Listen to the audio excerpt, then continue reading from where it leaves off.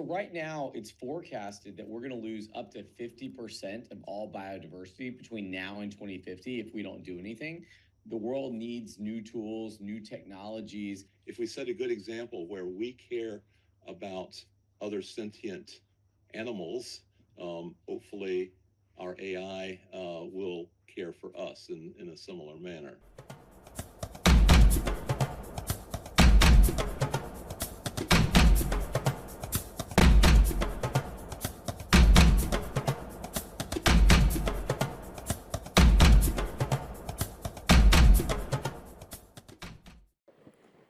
Next up is possibly one of the most mind-bending sessions that we have at Synapse by an entrepreneur and absolutely frontier scientist who we've been talking about de-aging, we've been talking about age reversal, but now we're going to talk about de-extinction.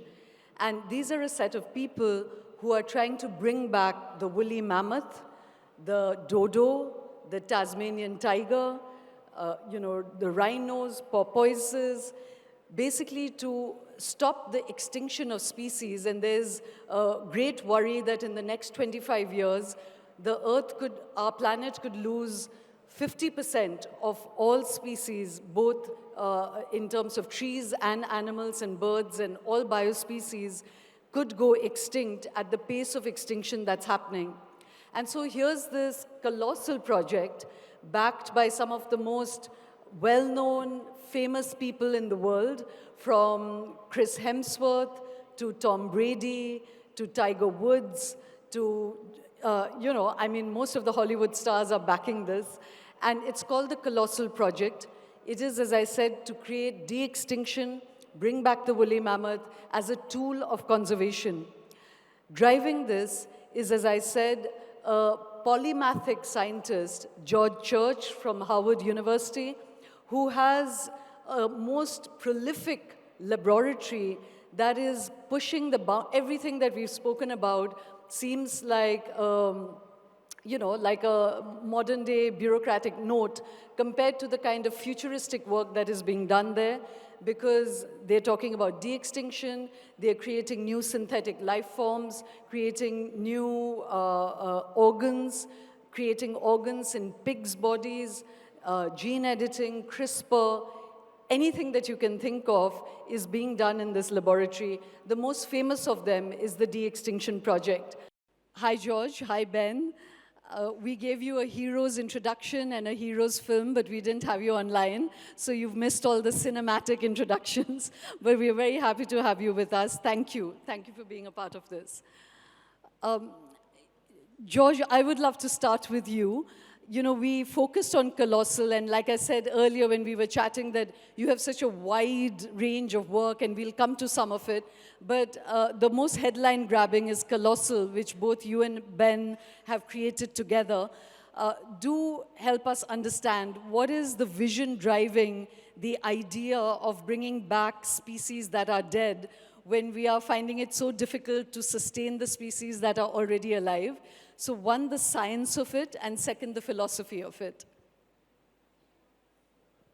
Right, so the two missions are perfectly aligned, dealing with endangered ecosystems and endangered species, needs diversity, and some of the diversity we can draw upon is from ancient DNA and from all over the world. So while a modern herd might be limited to a very small sector and hence get inbreeding because of, road infrastructure and other pipelines, we can now increase that diversity by bringing in DNA from all over the world and back in time as much as 2 million years. So I think that these are very well-aligned missions. And the science, we can get into it more in a moment, but it's on very solid ground because we've now engineered animals for a variety of reasons to help the animals and also to provide organs for human beings like kidneys. I'm just going to come back to you, George, when you said that we've already engineered animals to help them. My ears perked up, and we'd love to know about that. But Ben, let me just draw you in. You've been a serial entrepreneur, and now you've, along with George, created Colossal. And this idea that, you can even revive the woolly mammoth, and that it's a conservation tool. George said that it's aligned, but will you share the vision with us in more detail? What is the rationale for it? In what way is this going to help conservation? Yeah, right now, and thanks again for having us. We're really excited. Sorry we weren't there in person, but we are very, very honored and thankful to be here. But yeah, so right now it's forecasted that we're going to lose up to 50% of all biodiversity between now and 2050 if we don't do anything. The world needs new tools, new technologies, new even inspiration for saving species and advancing science. And what's great about George and many of the many technologies that have come out of his lab and also his just magical brain is that they're system solutions, right? They're not just a one-off point solution. And what's great about de-extinction and species preservation are they're massive problems, but they're also systems problems. So you have to innovate across embryology, computational biology, stem cell engineering, stem cell reprogramming, and even genetic engineering. And so we are, as we go along our path to bring back these extinct species, we're actually innovating across a lot of different technologies that we then make available for free for conservation. And so right now, there's a terrible disease that kills about 20% of elephants every year, called EEHV. Well, we're working to eradicate that. And all of the technologies that come from that, we then will make available to conservation. And so we have this opportunity to return lost biodiversity into ecosystems, engineer in genetic diversity, while also having this halo effect of building new tools and technologies that we make available for conservation. And some of those goals have been so successful, it's actually allowed us to then start the Colossal Foundation, which we raised $50 million for to help just subsidize people using those tools for conservation. So we really think this is the kind of perfect blend of inspiring people, creating value, and also creating impact. So Ben, again, and George, before we sort of go back into this a little deeper, both the audacity of imagination, as you said, of George, your magical mind, but also some of the worries around it. Ben, could you lay out the conservation aspect of this, say the Arctic permafrost? Do share with the audience what's the thinking, and how will, one, that the Arctic holds this carbon, that if it emits this carbon with Arctic frost melting, what damage it could do, but even more uniquely, this idea that bringing back the mammoth could stop the Arctic permafrost from melting. Share with the audience this rationale.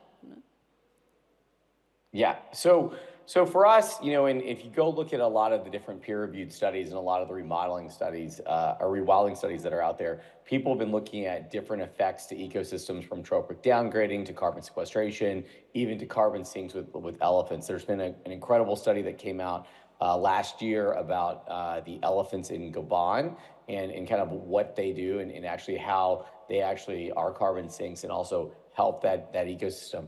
And so what we know is that a biodiverse ecosystem with large keystone species and megafauna, herbivores, omnivores, as well as even keystone predators, like we've seen in the rewilding of the wolves back in Yellowstone, have a dramatic effect on the ecosystem, and they add lots of different biodiversity from flora and fauna to the area. And so what we've been looking at and what Colossal's intended to do, we launched a paper last summer around kind of what the mammoth carrying capacity could be at different points in kind of the tundra and in not just the Arctic, but also a little bit broader in circumpolar north.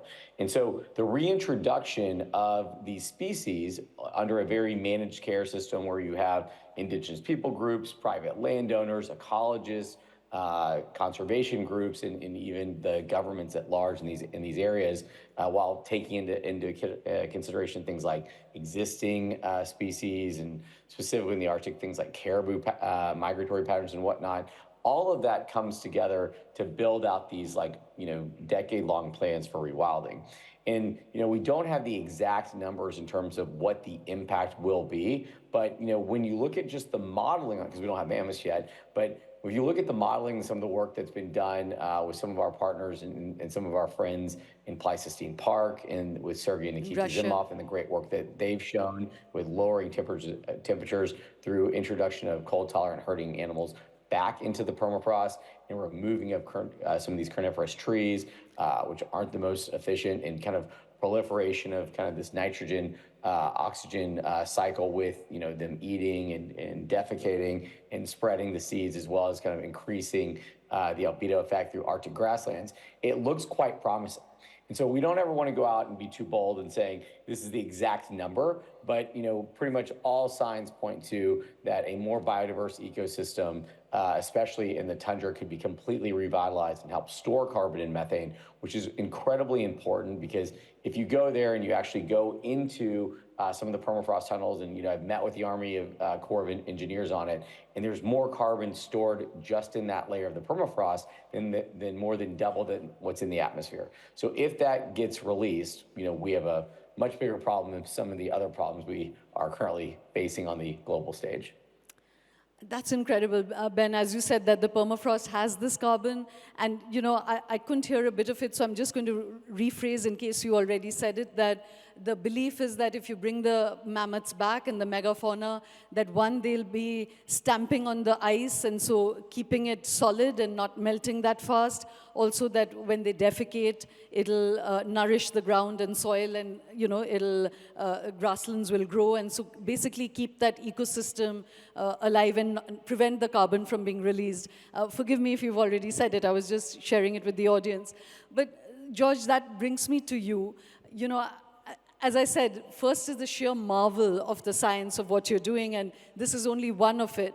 But I wanted to understand from you that there have also been studies, and one particular one done across 49 countries, which said that humans have introduced more than 39,000 alien species into the world, and that they have really been destroying ecosystems or other existing species, and that they can be very invasive, and there are all these collateral ripple effects. So, as I said, we'll come to the sheer celebration of your audacity of science and the marvel of it, but what do you think about this? That if you bring this back, what is going to be the ripple effects of this? And of course, people use the metaphor of Jurassic Park, which both of you have suffered that metaphor that name long enough, but I'd love to know your thoughts about it. Well, we hope for a ripple effect, very similar to the one that Ben mentioned that happened in Yellowstone, which has been very well characterized. In that case, a carnivore was introduced, the wolf, that had been gone for 7 decades. When it came back, it had all kinds of predicted and observed positive impacts on the whole ecosystem, and this is a keystone species. And the same thing, the elephant is a keystone species in almost every environment it's been studied in, and the Arctic is a particularly important place because it stores carbon very well. And it actually produces a fair amount of carbon in the form of grass and grass roots each year, which gets covered by a layer of snow. That snow is insulating the summer heat unless it's packed down, and it can't be packed down in the forests. And that's why elephants are among the few species that are capable of knocking down those little trees and replacing them with much more fruitful grass. So this is, I wouldn't say it's an invasive species, it's a restoring a species, but it is intended to have these ramifications. So that's not accidental. Now we can monitor it just like in Galapagos, Ecuador. They have monitored the goats that were introduced long ago, and they decided they were an invasive species and got rid of them. That's something you can do with very large animals. It's harder to do with tiny insects and bacteria and even certain plants. So I think it's very important to study these, and Ben mentioned we're doing deep ecological modeling and measurement and collaborating with many people. I think, but I'm fairly confident that we can do this responsibly. So, George, yeah, sorry, Ben. I was just going to say, because I don't want to dodge the question, on your Jurassic Park point, because we have gotten that a time or two. Jurassic Park, which we have to continually remind people, was a movie, and it wasn't real. Because sometimes we do get the question, "Have you seen Jurassic Park?" And we've also seen Blade Runner and Tron and Dune and a bunch of other things that weren't real. But one of the things that I do think that Jurassic Park doesn't get enough credit on is that it taught people around the world there's this amazing thing called DNA. And we as humanity now have these tools and technologies to manipulate it. Now, I don't think that all of the intentions in Jurassic Park were necessarily positive, and I don't think that they were really working on in the fictional movie. I don't think that they were working on the park for conservation purposes, unless I missed that storyline and plot. But we do get it a lot, and we do get the comparison a lot. But we are actually really thankful for the movie because we think that it really taught people about genetics, and it even inspired many scientists to want to go into genetics, not to make dinosaurs, but just because they were inspired about what could be done with these incredible technologies and innovations. And similarly, I'm going to segue away because, yes, some of the other arguments are that we don't know if the existing ecosystems will be able to sustain a reintroduction of megafauna of the scale of the mammoth. And, maybe the other existing species won't coexist so well with it. So there are all these arguments, floating around your project, but nothing can take away from the sheer, again, to use your phrase, the magic of the science. And so, George, I want to come back to you to say, one, what is the maturity of this science? What is the timeline in which you think that you could really birth a woolly mammoth? I mean, it bends the imagination to think about it. And again, you're the scientist that, to map even the human genome was at one point, if I have it right, $3 million or maybe even more. Billion. Sorry? 3 billion. $3 billion. $3 billion. Yes, it cost $3 billion to map a human genome. You brought it down to $300, so that's the impact of your science, and there's so many uses of that. I don't know if you can hear the clapping, but there is. I heard it. Thank you. You heard it.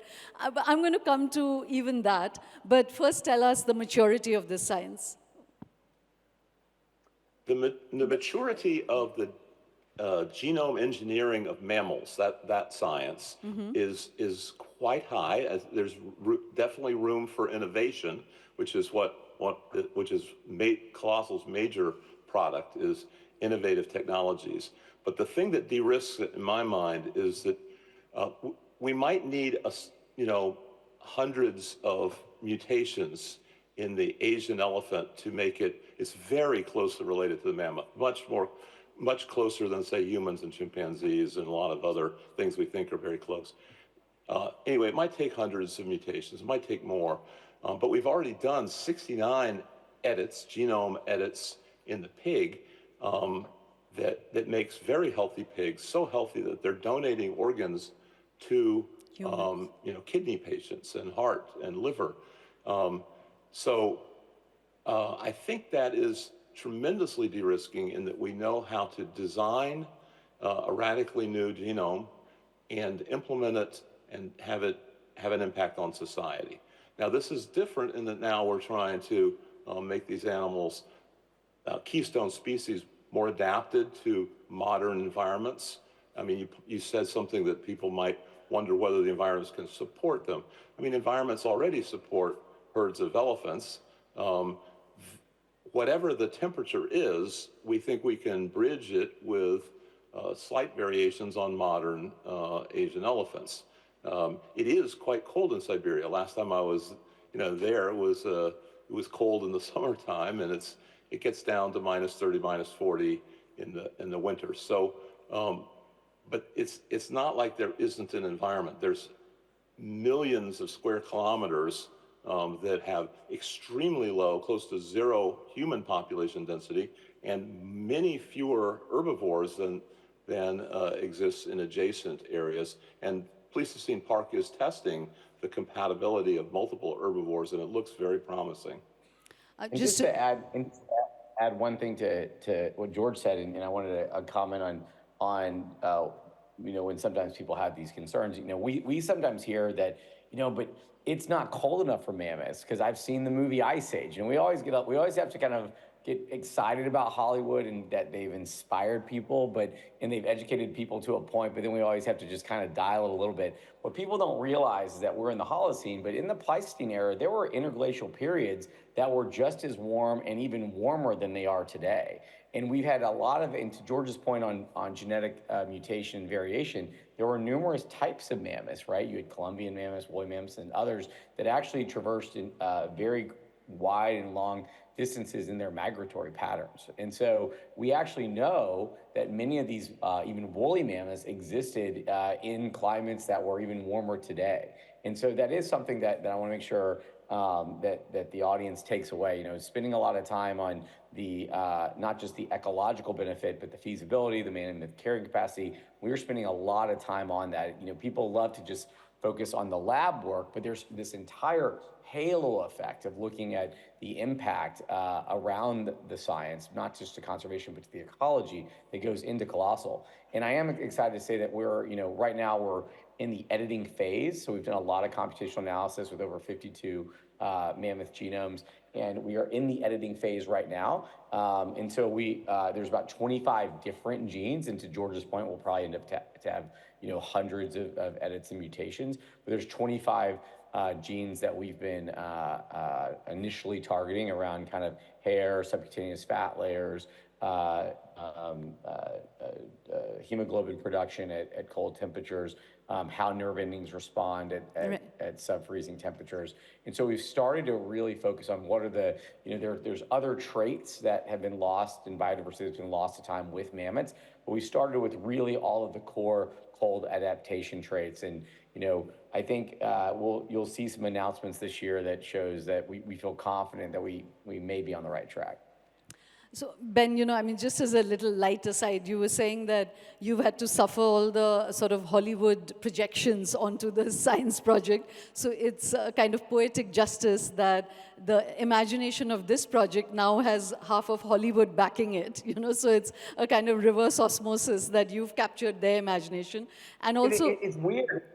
It inspires people. Like I'm sitting at my desk, and I literally just walked into this because it's a little bit earlier here than there, and we get stuff like this, right? And I guess Allie, who's incredible on our team, we get about twice a week we check our mail, and we get little pictures from kids talking about mammoths and dodos and stuff like that. So it is something that's captivating, and we do get children all the way from George's age down to 5 years old, pretty excited about it. And some of them are celebrities. So we can jump into the Hollywood side. Sorry, but I literally walked in and I had a picture of a mammoth and a picture of a dodo on my desk and a note from a parent. And that's the kind of stuff that's also pretty cool about the project that lots of people don't want to talk about, but it is pretty exciting when we see that kind of inspiration from kids. But sorry, go ahead on the question.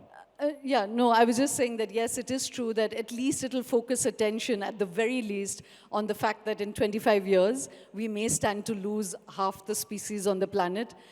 At least this captures that one data point, and just in that, it's amazing.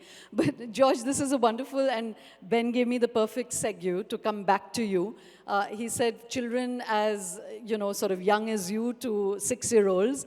And it really is like that. You've described yourself as a neurodivergent mind and that your lab is full of neurodivergent people.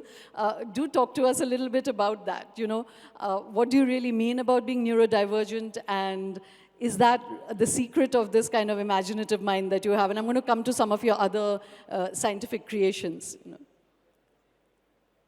Yeah, I don't want to overemphasize this, but I think we don't we don't want to discriminate against certain categories of people that might not fit into other jobs ideally, but they really, some of them fit very well here, in that it almost doesn't even matter what axis that they're different. The point is that they have had over their lifetime many opportunities and in a way been forced to think differently, and that's what we need for, and we see it again and again among the young people in my lab, is that they are less fearful of failure because, in a certain sense, they've been outsiders.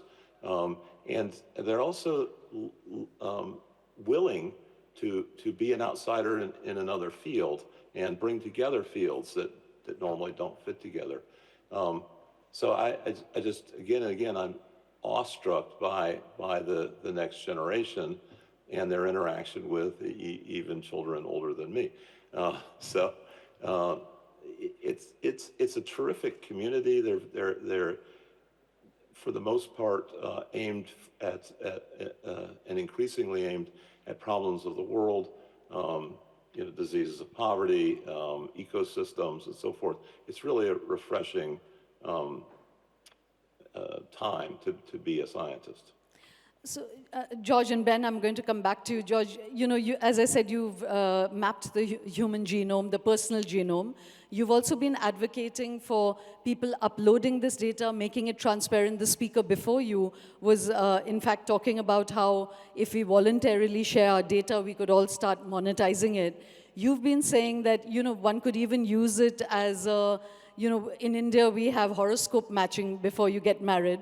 You've been saying that you should do sort of your genome matching before you get married to people or you plan your offspring. And again, you've come under criticism for it being a kind of new age eugenics or that it could be misused as eugenics. But you've created synthetic organs, like you said, synthetic life forms, virus-resistant cells. Like, there's no limit to what you're doing, even de-aging, de-extinction, all of that. So I just want a little bit insight, George, into what went into the, was there a sort of set of influences that made you think in this completely unfettered way?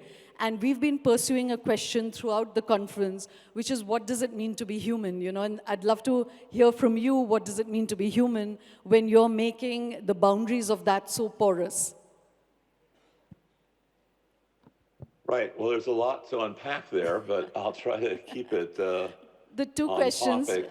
So I'll start with the last part. What's it mean to be human? I think increasingly we're becoming hybrids with our machines in a way that could be or seems to be a positive feedback loop where we get a little bit time saving or health preservation from our technologies, and that gives a little more income which we can spend on education and more wellness, which then results in more educated minds to do the next round of innovation. So I think that's a very positive loop that humans are in. And I think our relationship to devices will continue to be symbiotic like that as we get more and more AI. My lab has pioneered artificial intelligence for protein and gene delivery mechanisms, and that is working very well. I think if we set a good example where we care about other sentient animals, hopefully our AI will care for us in a similar manner.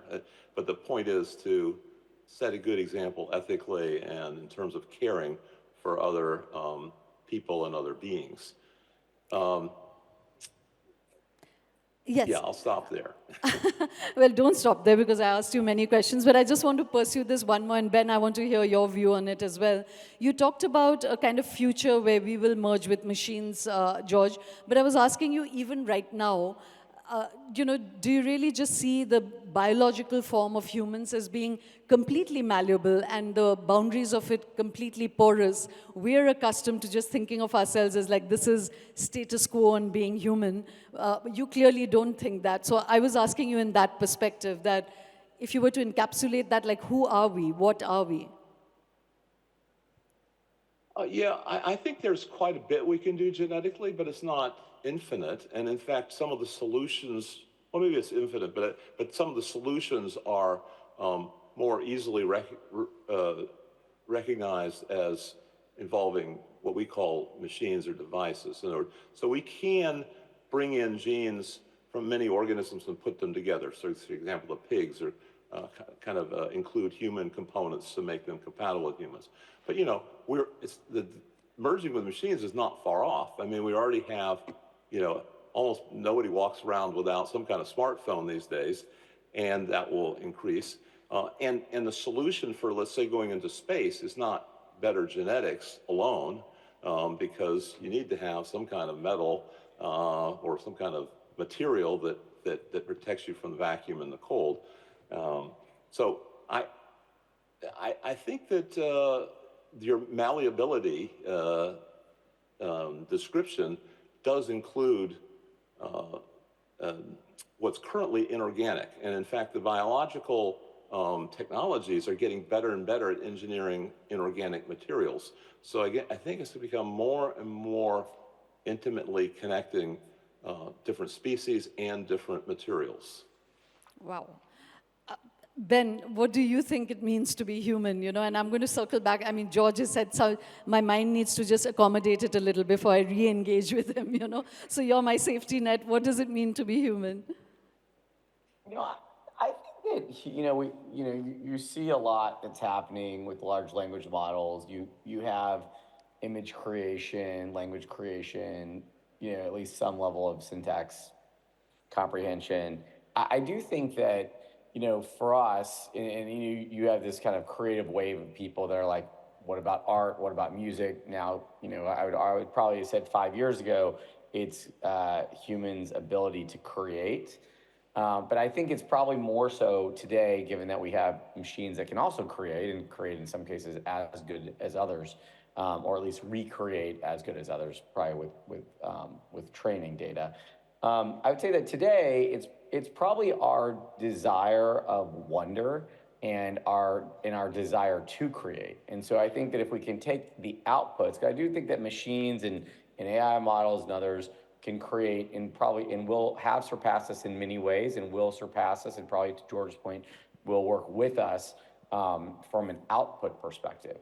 But I think that today, probably, at least what we're seeing with AI, what probably really, from my perspective, means to be human is that sense of wonder and that desire to create and that desire to achieve X or push things forward, right? And so, I think that, in other systems, specifically mechanical systems, if you get a system that's efficient and perfect, I assume that the sentient level of that system will be happy because it's running at 99.9% efficient, right?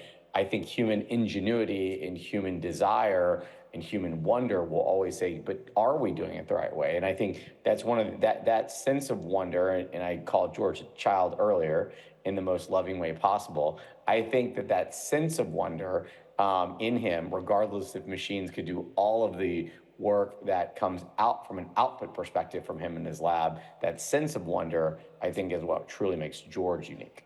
And I think that's what makes humans unique. Right. We lost a lot of time when we were waiting for you to come online, so we have to cut this short.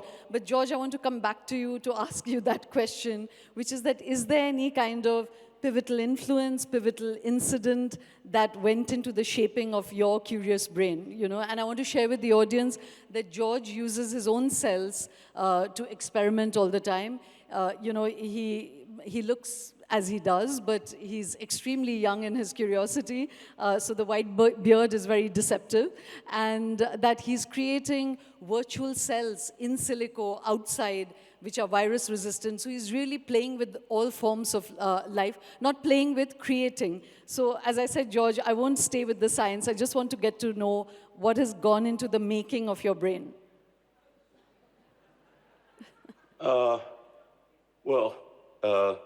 First of all, the virus-resistant cells are not just virtual. We've actually made them and tested them with a wide variety of viruses. And these are an industrial microorganism, and we're trying to transfer this over into other animal species and maybe human applications as well. So anyway, that's an aside. What made, I wasn't born into a science environment. It had almost no exposure to science. Wow. In school or in my family until I left home when I was 14 years old to go from Florida to Massachusetts.